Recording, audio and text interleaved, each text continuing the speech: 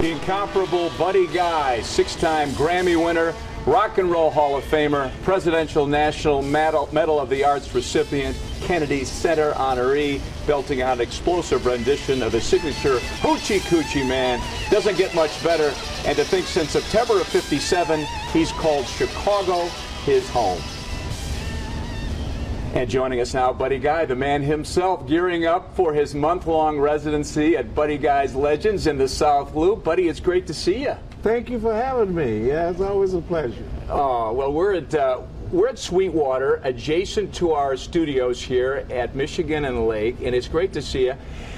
The first question I have, you could play other places around the world and probably make more money than playing your own club, yet every year you come back and play these 16 dates.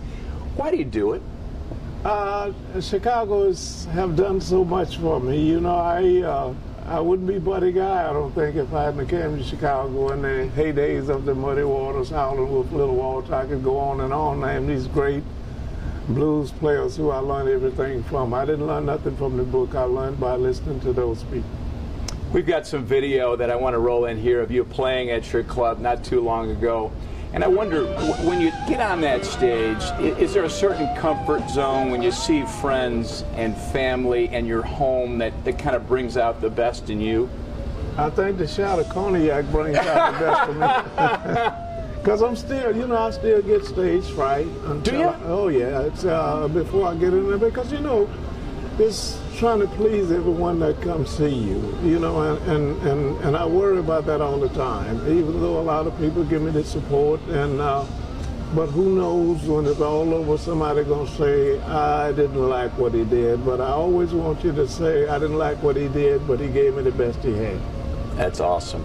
Yeah. I look at your tour schedule, and after you play your club in January, I see you go off to India, yes. And then you're in like San Diego and Anaheim and yeah. Dallas and Houston and Boston and Montreal and Toronto. I mean, you're going. You're 78 years old. What keeps you going at that rate? I used to pick cotton, and my whole family was picking cotton, and we didn't have the machinery, and you just go. Because I don't, you know, when you come on television in the morning, I've been up so long, it's time to go back to bed. I still get up that early in the morning. For that farm thing is still in me. And by the way, I just heard they're going to give me some kind of Lifetime Achievement Award at the Grammys. They are? They're just coming. You just heard that? Just heard that. Well, congratulations. Thank That's you. fantastic. Better late than never. Well, every accolade that you've picked up is well earned. I know that. Thank you. Thank and you. Speaking of that, when you look at all these established musicians in every genre who talk about you with reverence. I mean, you go back to the 60s, Jimi Hendrix, Jimmy Page from the Led Zeppelin, current day guys like John Mayer, and so many others, Gary Clark Jr., for example. Right. But the one guy who calls you a hero, who probably admires you more than anybody, is a guy named Eric Clapton. Let's listen to something from him right now.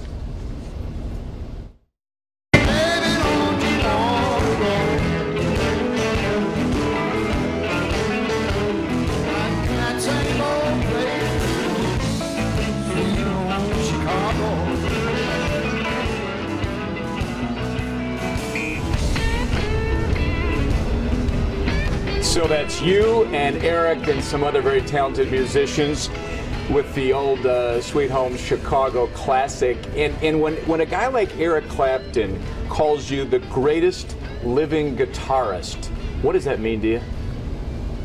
It means that whenever someone come watch me play who never heard of me, I better play. The pressure's on. Yes, because that's great of him saying that, but I think he is one of the greatest guitar players that ever lived.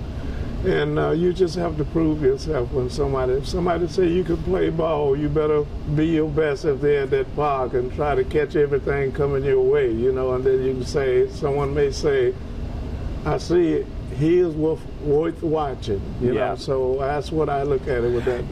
I think most everybody says exactly that whenever they see you, buddy. and I'm sure they said it at the White House a couple years ago, too. I want to roll that clip in. All right. B.B. King, Mick Jagger, all sorts of really big names. You're playing for the president, the first lady, all these dignitaries.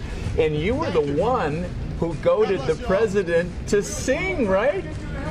Yeah, well, I got a little inside information before we played. They said he's from Chicago, and if you do Sweet Home Chicago, you might get him to sing one. And I said to myself, if he don't, I'm going to be like, I don't know if you remember Eartha Kitt, she said something about Reagan or one of those presidents, and you didn't hear much about her anymore. I said, if he don't come up and sing, I feel like going under the table. But we got him to come sing a couple of lines of Sweet Home Chicago, and that brought me from behind the curtain, because I said, now I won't be talked about. I hope not anyway. Did he afterwards give you any guff about it? Say, thanks a lot, buddy, or anything like that? No, he just thanked us for coming in playing, and he's a regular guy, and he asked me a question like, how does it feel to be picking the guitar in the White House? I said, it's much easier than picking the cotton in the fields of Louisiana. Pretty good answer. Pretty good answer. Yeah. So, buddy, you begin your residency January 2nd. Yes. And you've got 16 shows. I know you're looking forward to it. And what I wonder, when you play all these songs you're so famous for, is there one song in particular that never gets old, that always feels fresh, that you look forward to playing?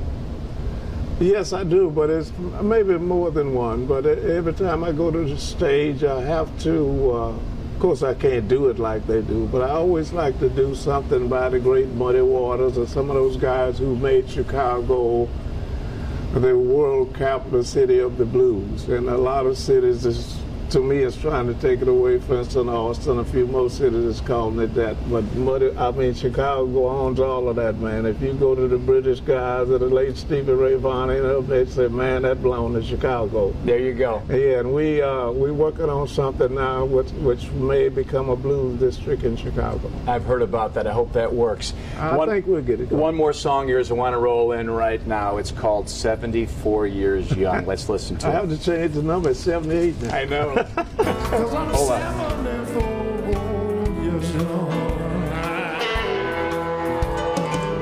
Been around the world and everywhere's home. I drank wine with kings and the Rolling Stones.